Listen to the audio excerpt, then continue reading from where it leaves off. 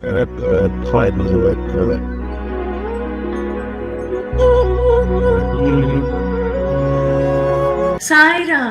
welcome to another episode of Thus Spake Bhagwan Shri Satya Sai Baba. సత్య, ధర్మ, శాంతి, ప్రేమ, అహింసల ఈ 5 మానవతా విలువల గురించి మన స్వామి చాలాసార్లు చెప్పారు. మన అందరికీ కూడా శబరి అనే కథ బాగా తెలుసు. అయితే స్వామి శబరి రాముల వారిని కలిసే ముందు తన జీవితం ఎలా ఉండేది అనేది ఒక చిన్న కథగా చెప్పారు. దాని గురించి మనం మాట్లాడుకుందాం. శబరి కథలో మనం చాలా విలువలు నేర్చుకోవచ్చు. త్రికరణ శుద్ధి, తర్వాత మన ధర్మం మనం ఎలా సరిగ్గా చేసుకోవాలి, ఇవన్నీ కూడా నేర్చుకోవచ్చు. ఆ కథ నేను మీకు చెప్తాను. అయితే శబరి పుట్టింది ఒక చిన్న ఆదివాసి గ్రామంలో పుట్టిందట. తన పెళ్లిని వాళ్ళ అమ్మ నాన్న నిశ్చయం చేశారు. ముందు రోజు రాత్రి, రేపు పెళ్లి అనగా ఈ రోజు తన పెళ్లి ముందు రోజు వాళ్ళ అమ్మ నాన్న ఒక పశువుని బలి ఇచ్చారట. ఆ పశువుని బలి ఇవ్వడం చూసి శబరి అస్సలు తట్టుకోలేకపోయింది.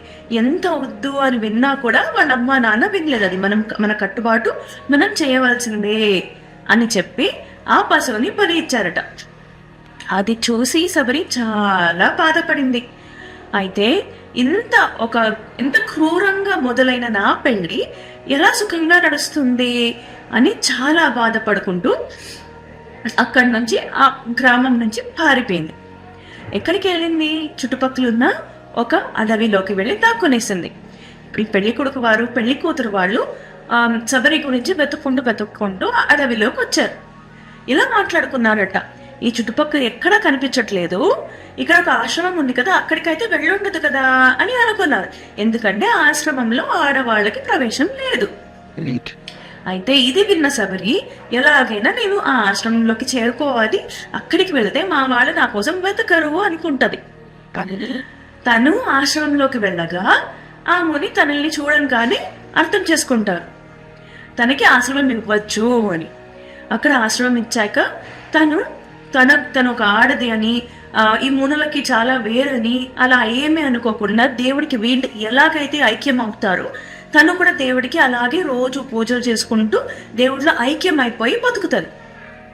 అయితే ఒక రోజు ఈ మునులందరూ ఆశ్రమం వదిలి వెళ్ళేయగా అక్కడ ఉన్న ముని కూడా తన దేహం వదలగా శబరికి చెప్తారు, ఇక్కడికి ఒకనాడు శ్రీరాముడు వస్తాడు ఈ ఆశ్రమానికి, ఆయన ఎవరో కాదు, విష్ణుమూర్తి అవతారమే అని చెప్తారు. అలా విన్న శబరి ఎలాగైనా శ్రీరాముడిని దర్శనం చేసుకోవాలని, సంభాషణ చేసుకోవాలని కుతూహల పడుతుంది. అయితే మొదటి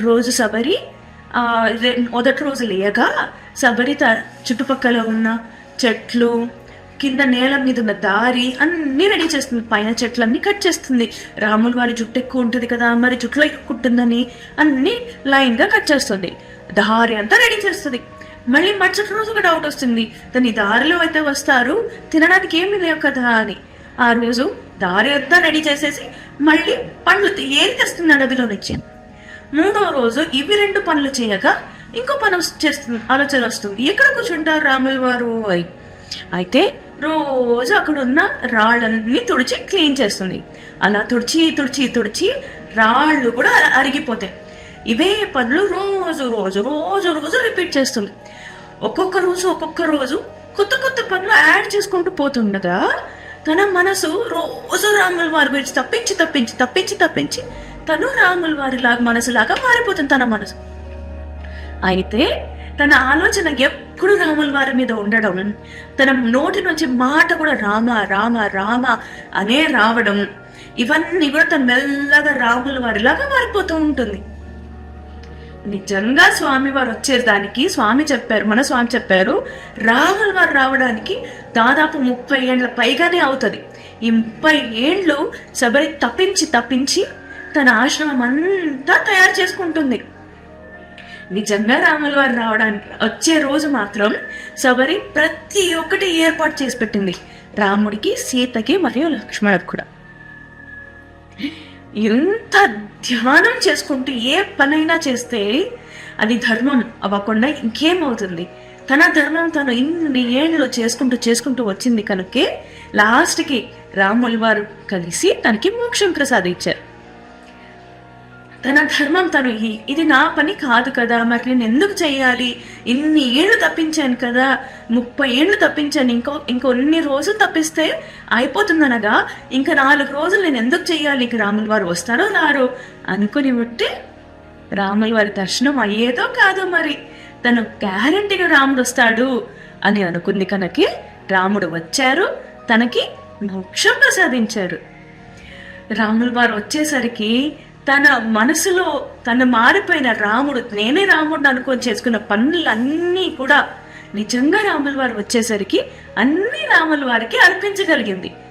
నిజమైన ధర్మం అంటే ఇదే, త్రికర్ణ శుద్ధి, ధర్మం. ఇలా మనం చాలా నేర్చుకోవచ్చు శబరికథ నుంచి. ఇది మనకు స్వామివారు అందించిన గొప్ప కథ.